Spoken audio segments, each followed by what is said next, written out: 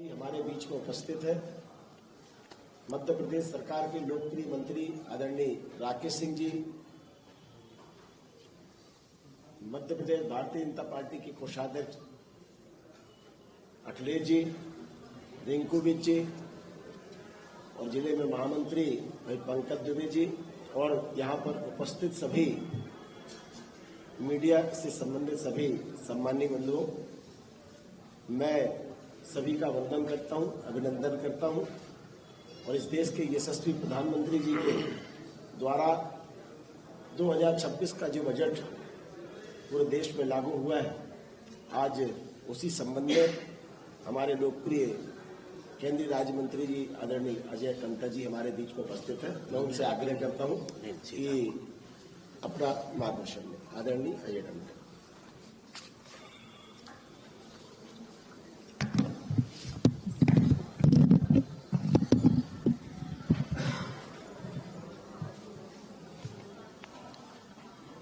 आज सभी माननीय पत्रकार बंधु,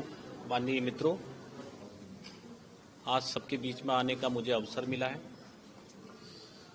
2 कार्यक्रम अभी तक हुए हैं और साथ में आ जाइए,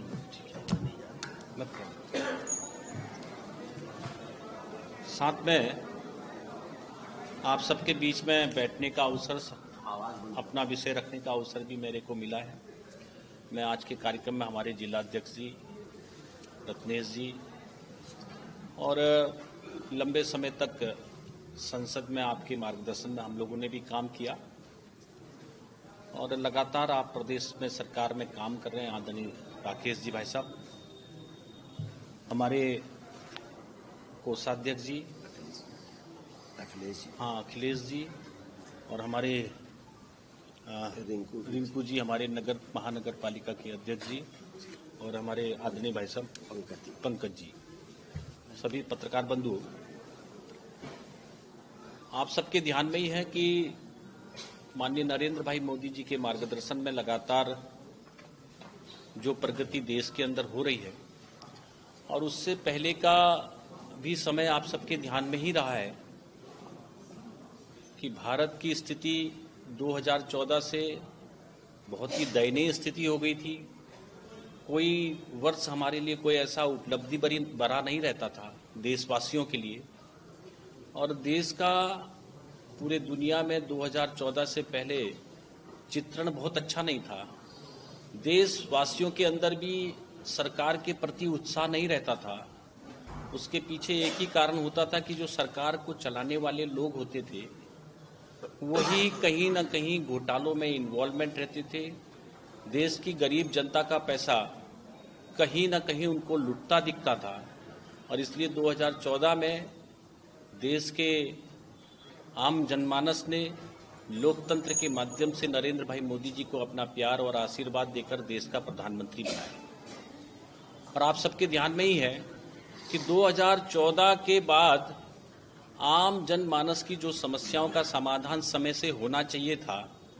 वो 2014 के बजट से ही शुरू हुआ और हम कह सकते हैं कि शौचालय बनाने से लेकर के घर घर तक पानी देना और गरीब लोगों को घर देना, लोगों को अनाज देना, ये आम जनमानस को इन समस्याओं का बोझ तले ना दबना पड़े, उसका मिशन मूड में किसी ने पूरा काम किया है तो नरेंद्र भाई मोदी जी लगातार हर वर्ष बजट के प्रोविजन में वो हमको देखने को मिल रहा है। अभी हम सौभाग्यवान हैं कि 9वीं बार देश के वित्त मंत्री के रूप में निर्मला सीतारमण जी को ये अवसर मिला और हम सबका बड़ा सौभाग्य है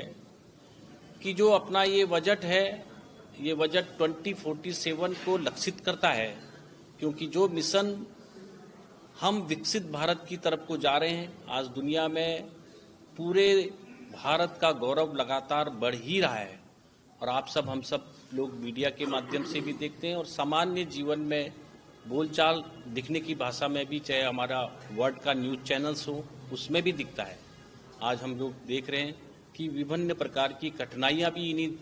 वर्षों में हमारे बीच में आई, चाहे कोरोना जैसी बीमारी भी आई तब भी हमने अपने इंफ्रास्ट्रक्चर को कमज़ोर नहीं होने दिया। देश की अंदर की स्वास्थ्य सुविधाओं को भी किसी भी प्रकार से ताकतवर शक्तिशाली बना के रखा। आज हमारे स्वास्थ्य के सेक्टर में है,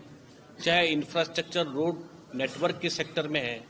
रेल के सेक्टर में है, हम लगातार चाहे एयर कनेक्टिविटी है, चाहे मोबाइल कनेक्टिविटी है, सभी सेक्टर में भारत के बजट को हर बार प्रोविजन किया जा रहा है। और इसलिए अब 2047 के लक्ष्य को रखते हुए, दुनिया की पूरी स्थिति को देखते हुए बजट में प्रोविजन किया है। और इसलिए सर्वव्यापी, सर्वस्पर्शी, समावेशी बजट हमको मिला है। इसलिए रिफॉर्म, परफॉर्म और ट्रांसफॉर्म की पद्धति से हम कोई एक ऐसा रिकॉर्ड बना पाएं, हम ऐसे हर सेक्टर को मजबूती प्रदान कर पाएं, तो इस बजट के अंदर वो किया गया है। और मैं कह सकता हूं कि ये बजट चाहे वो युवाओं को, महिलाओं को, स्टार्टअप को और जो अपना रोजगार स्वयं का प्रेरणा से प्रेरित होकर के चाहे वो स्टार्टअप के माध्यम से करना चाहते हैं, सरकार के द्वारा उस पर बहुत सारी सुविधाओं को देने का काम इस बजट में किया है। मुझे लगता है बहुत तेज तो नहीं हो रहा, ठीक है।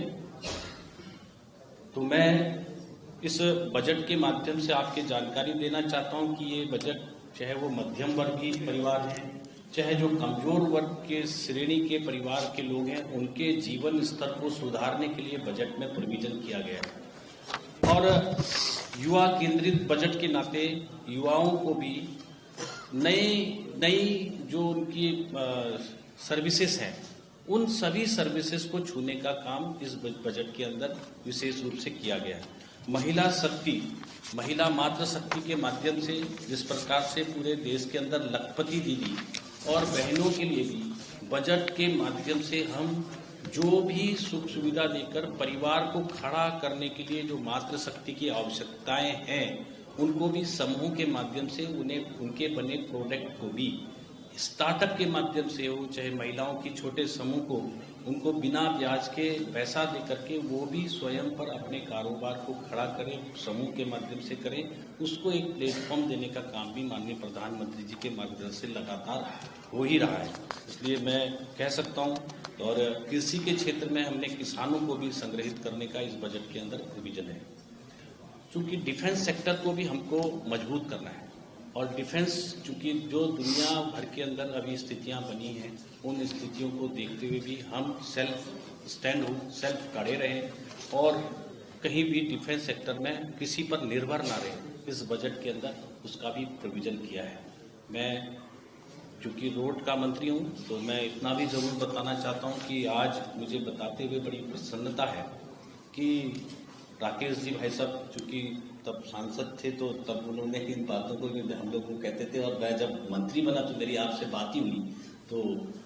एक मुझे बताते हुए बड़ी खुशी है कि जो सबसे बड़ी, अगर आंध्र प्रदेश और तेलंगाना के अंदर सबसे बड़ी रिंग रोड, जिसको हम रीजनल रिंग रोड बोलते हैं, वो रिंग रोड से भी बड़ी रिंग रोड अगर कहीं बन रही है तो वो जबलपुर के अंदर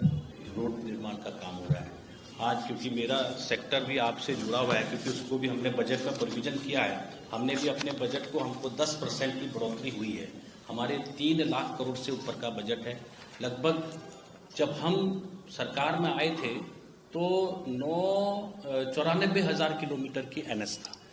आज 1,48,000 किलोमीटर का NH हमारा हो गया, यानी कि दुगना हमने नेशनल हाईवे डेवलप किया है। और उसी नेशनल हाईवे के साथ साथ नए ग्रीन कॉरिडोर, नए हमने जो एलिवेटेड सेक्टर की जो नई रोडें बनाई हैं, एक्सप्रेस वे बनाए हैं, एक्सेस कंट्रोल रोड बनाई है, जिसमें हम अपनी दूरी को बिना किसी ऑब्स्टिकल के पूरी कर सके, समय की बचत कर सके। इस पर भी हमारा बजट में हमको अच्छा मिला है। जबलपुर के जो रिंग रोड लगभग 114 किलोमीटर का है, इस रिंग रोड का भी बहुत बेहतर लाभ इस बजट के अंदर भी हमने रखा है। क्योंकि मैं जबलपुर में ही हूँ, बजट तो हमने दिया ही है, करीब 10 लाख करोड़ से हमारे पूरे देश भर के अंदर रोड नेटवर्क चल ही रहे। वहीं इसके अतिरिक्त जबलपुर जिले की बेहतर कनेक्टिविटी प्रदान करने के लिए, चाहे दमोहा से लेकर जबलपुर का है, इसकी भी हमने एक DPR प्रस्तावित की है। इसको भी इस बजट के अंदर हम प्रोविजन करेंगे, जो 2 लेन वेब शोल्डर के साथ होगी। तो भूखंड में हमारी भूमि के लिए भी हमारे पेपर्स कंप्लीट हो गया है। लखनादौन से रायपुर खंड की हाई स्पीड कॉरिडोर के लिए भी हम बजट में प्रोविजन करेंगे। इसका भी डीपीआर हमारा बन रहा है, जिससे कि हमारे मध्य प्रदेश और जबलपुर के लिए लाभ मिलेगा। जबलपुर से लेकर भोपाल ग्रीनफील्ड अलाइनमेंट का काम भी हमारा चल रहा है, जिसका अलाइनमेंट हम समय से पूरा कर लेंगे। जबलपुर मंडला चिल्पी इसकी भी डीपीआर का काम हमारा बहुत तेज गति के साथ चल रहा है, जिससे कि जबलपुर से कान्हा एवं मंडला और चिल्पी को हम एक सुरक्षित मार्ग के माध्यम से पहुंच पाएंगे। और इसके अतिरिक्त भी हम और भी जो मध्य प्रदेश की रोड नेटवर्क्स हैं, लगभग उन रोड नेटवर्क के लिए भी हमारे डीपीआर में, टेंडरिंग में, प्रोसेसिंग में जितने भी समय की और जितने बजट की प्रोविजन है, क्योंकि इस बार हमारा बजट भी बढ़ा है और मध्य प्रदेश भी इसमें भरपूर लाभ लेगा। मैं आज के इस बजट के आप सबके बीच में रखने पे हम विकसित भारत की उस संकल्पना को देख रहे हैं जो 2047 के लिए बहुत ही मददगार होगा। एक अच्छा बजट पूरे देशवासियों को मिला है और इसलिए जो हमारी आर्थिक व्यवस्था थी, जब हम लोग सरकार में आए तो हम 11वें पायदान में थे, अब चौथे पायदान से तीसरे पायदान की तरफ जा रहे हैं। बजट अपने आप में आम गरीब व्यक्ति से लेकर देश के इंफ्रास्ट्रक्चर और दुनिया के अंदर अपनी एक मजबूत पहुंच बनाने के लिए बजट पेश किया गया है। ये बजट अपने आप में एक बहुत शक्ति प्रदान करेगा, देश को एक बल प्रदान करेगा। ऐसा आज का ये बजट के सेशन में आपके बीच में उपस्थित होने का अवसर मिला है। बहुत बहुत धन्यवाद। मुझे लगता है कोई विषय तो और होगा नहीं।